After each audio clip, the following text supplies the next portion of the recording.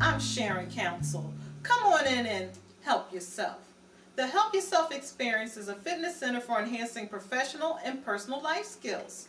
Today's topic is, have you seen my angry eyes? Anger management made just for you.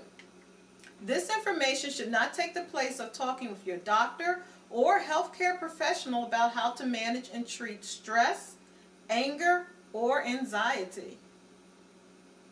I'm packing your extra pair of shoes and your angry eyes just in case.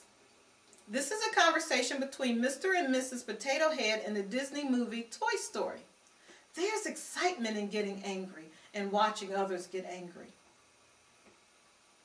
From an athlete slamming down his tennis racket during a match to political candidates who utter explicitives when they don't know the microphone is still on. We can tune into anger on almost every TV channel, from trash-talking wrestlers to venting stand-up comedians and even chair-throwing talk shows. While we are quick to watch these different displays of anger, we're much more hesitant to look at anger in our own lives. Here's our objectives. Today we'll identify several causes to anger, examine how anger affects our physical health, explore both negative and positive effects of anger, talk about 10 ways to keep cool when angry, define 4 different anger management styles in a scenario, and then determine what to do when a solution is not possible. What is anger? Anger is our body's way of telling us that something is wrong. It's our body's response to an unmet need, expectation, or belief. And according to the CDC, Center for Disease Control and Prevention, the feeling of anger is actually a series of reactions that happens in just 1/30th of a second. Anger is an emotion that encompasses everything from mild irritation to intense rage.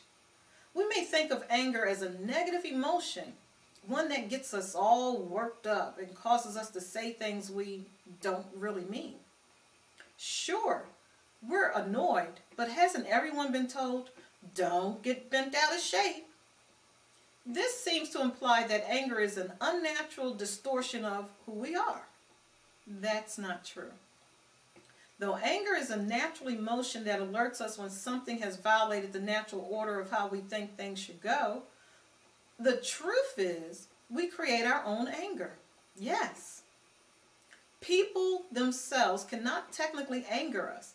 However, things people can do cause us to decide to react in an angry fashion.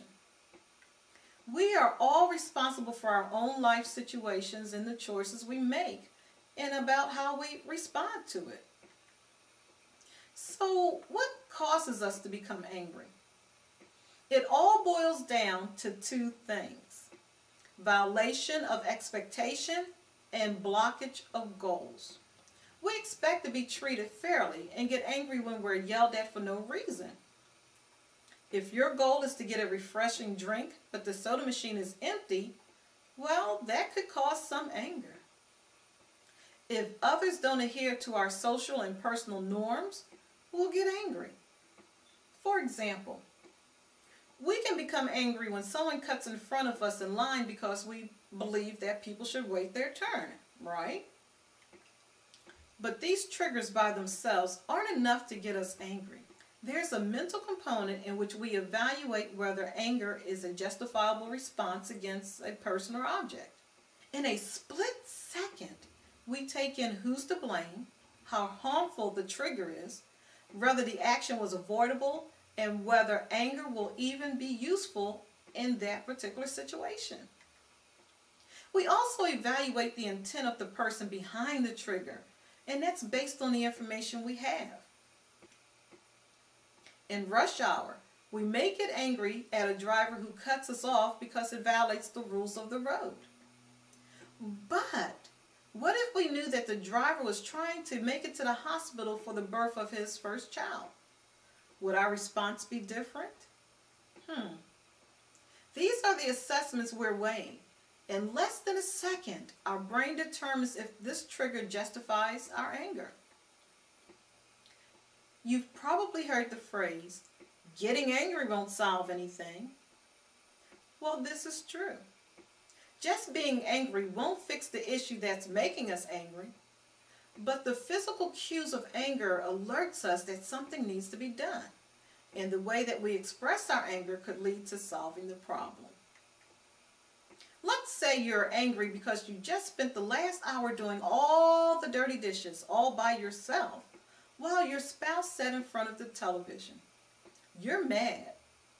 You're mad because you wanted to watch television also, and doing the dishes prevented that from happening.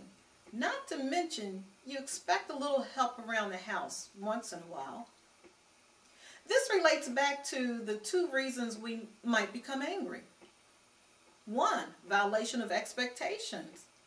Well, expecting the spouse to help out. And 2, blockage of goals, wanting to watch TV but was unable to. Feeling ignored or feeling that we're not getting the same as everyone else can lead to anger.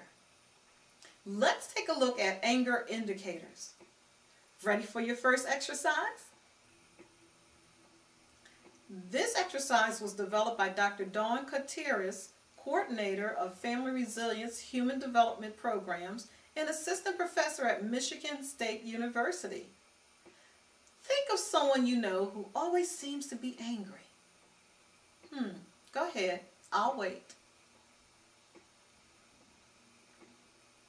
Now, make a list of words or phrases that would describe this person and their actions when they become angry. Need some help?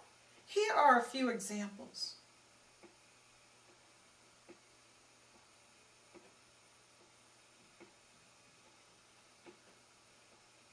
Mr. Potato Head packed his angry eyes, but we don't have to do the same thing. Instead, let's unpack our angry eyes. Look through your list and place a check mark next to the words, phrases, or actions that best describe you when you become angry.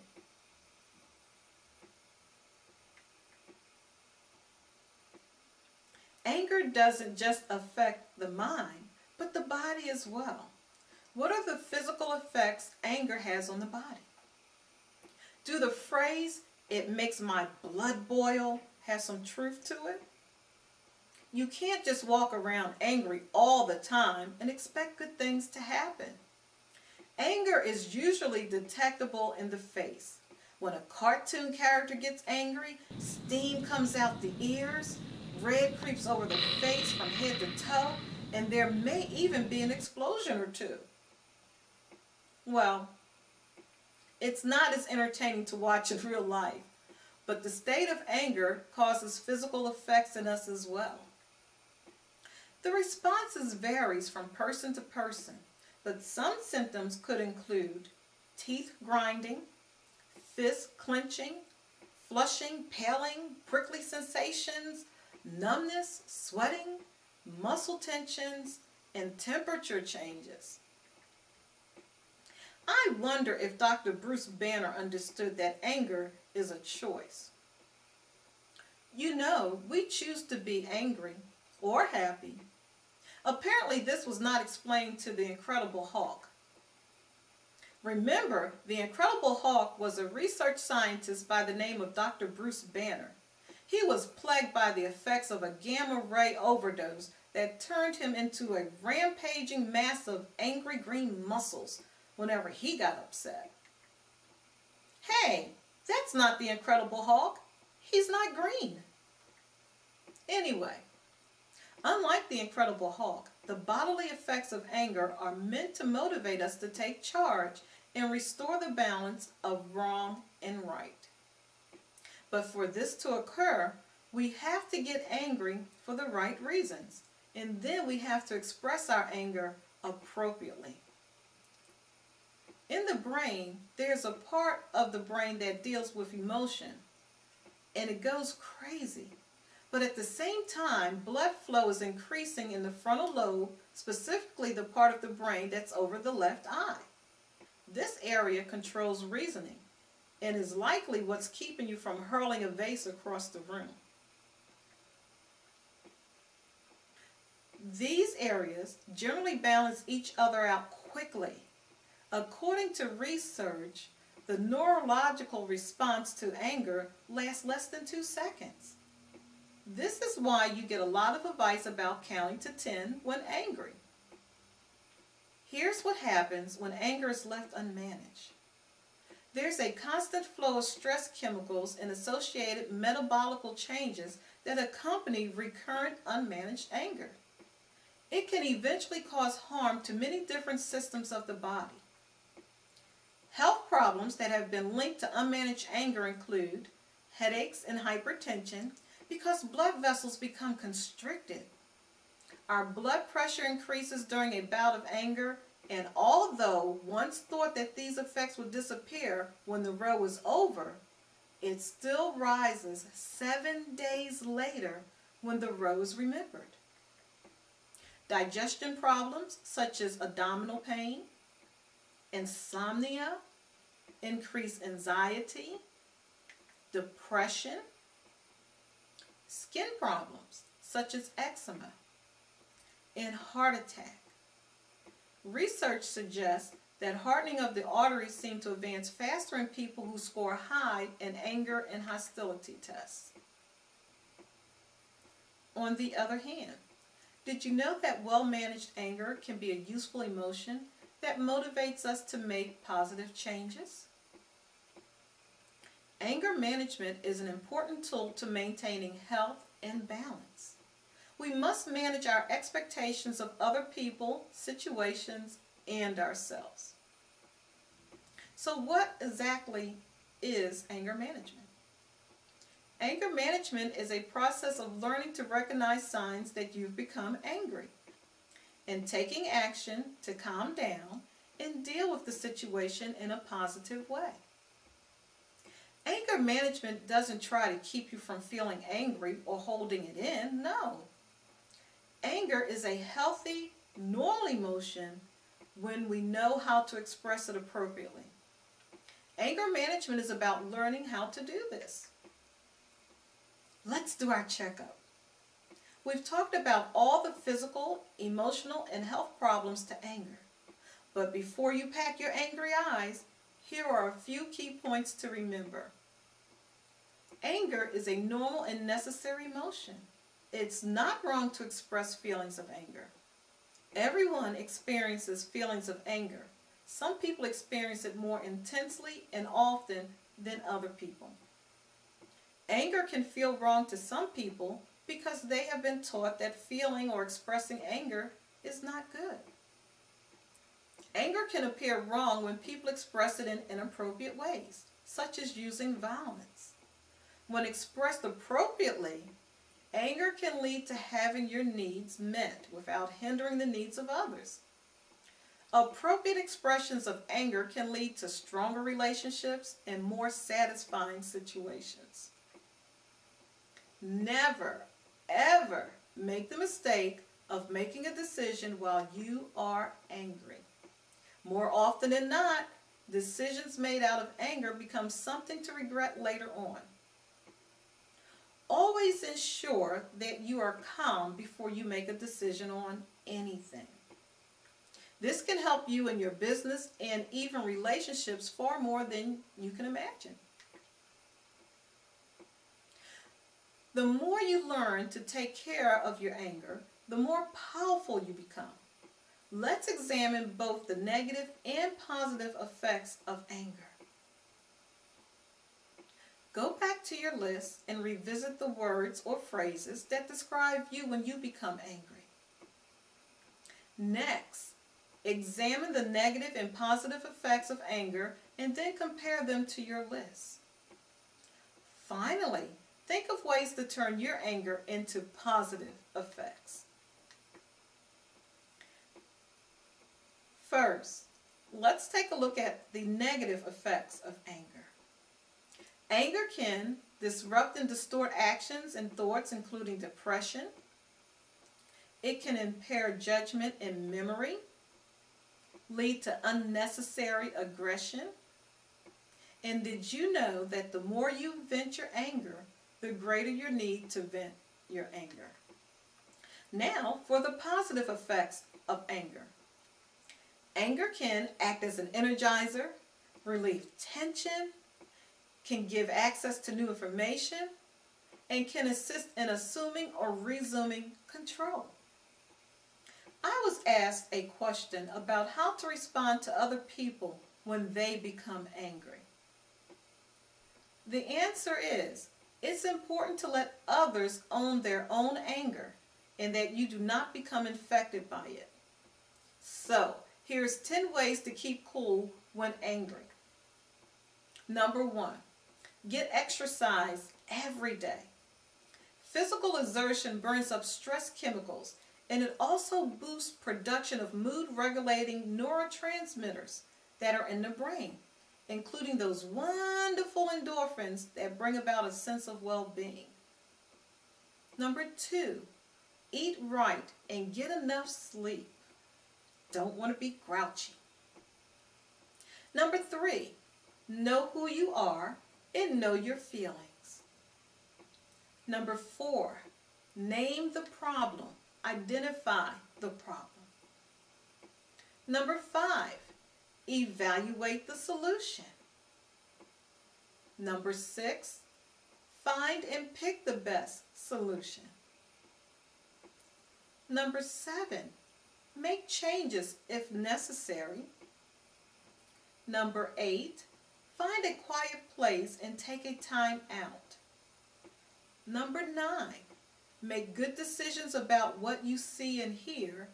And finally, number 10, choose friends who make you feel good.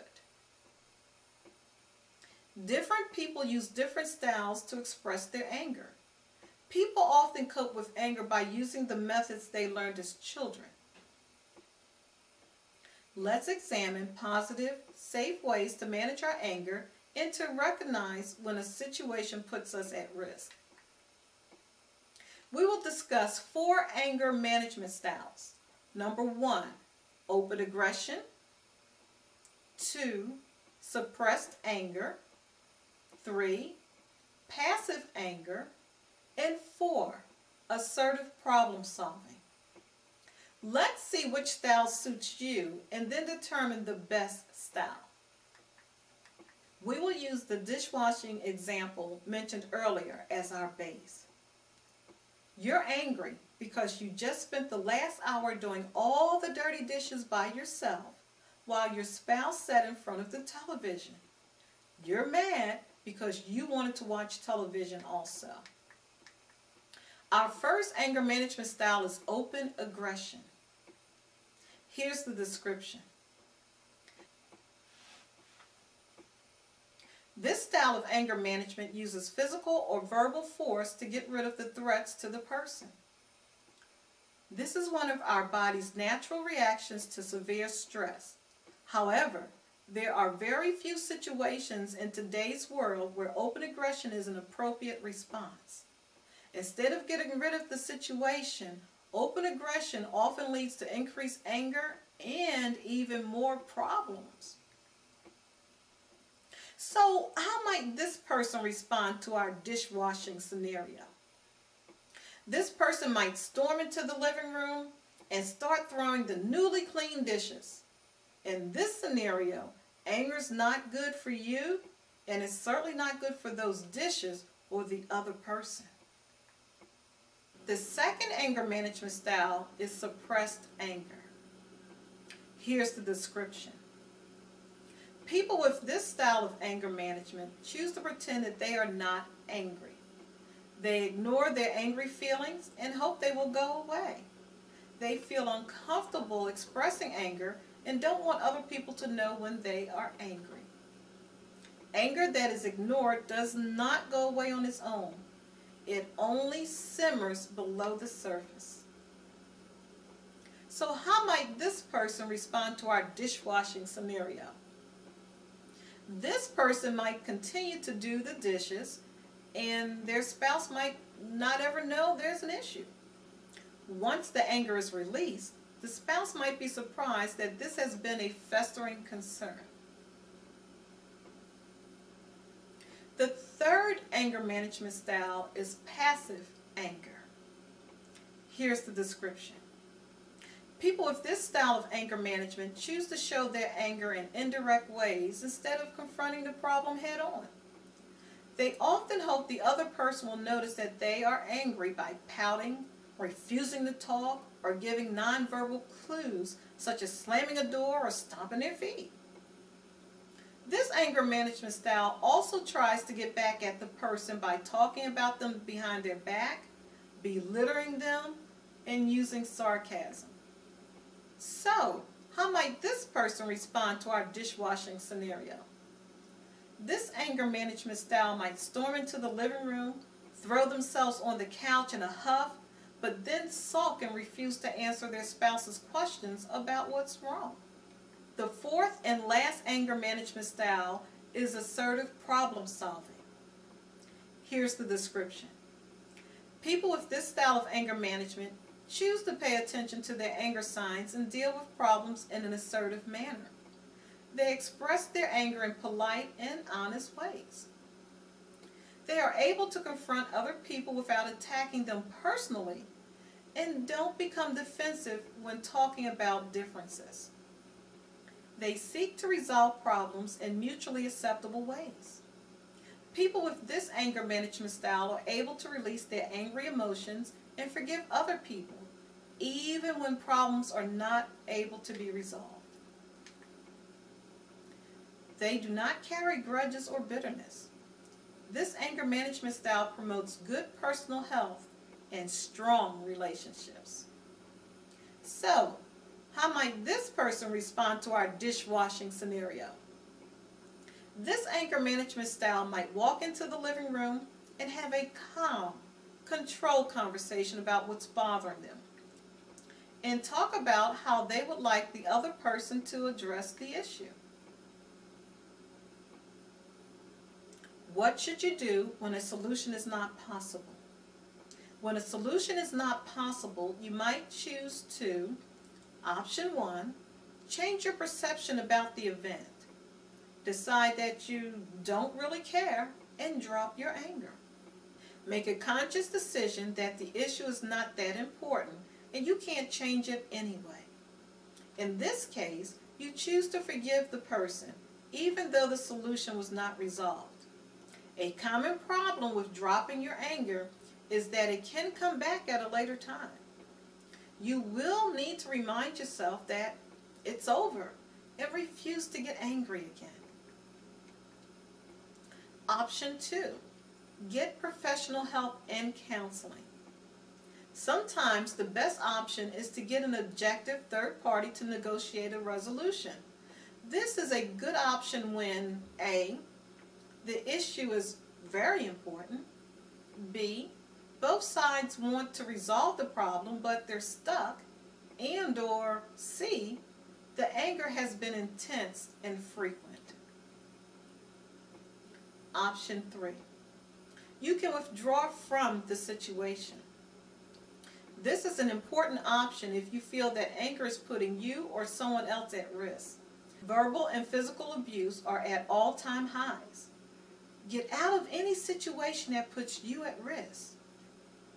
Get help with your anger if it is putting someone else at risk.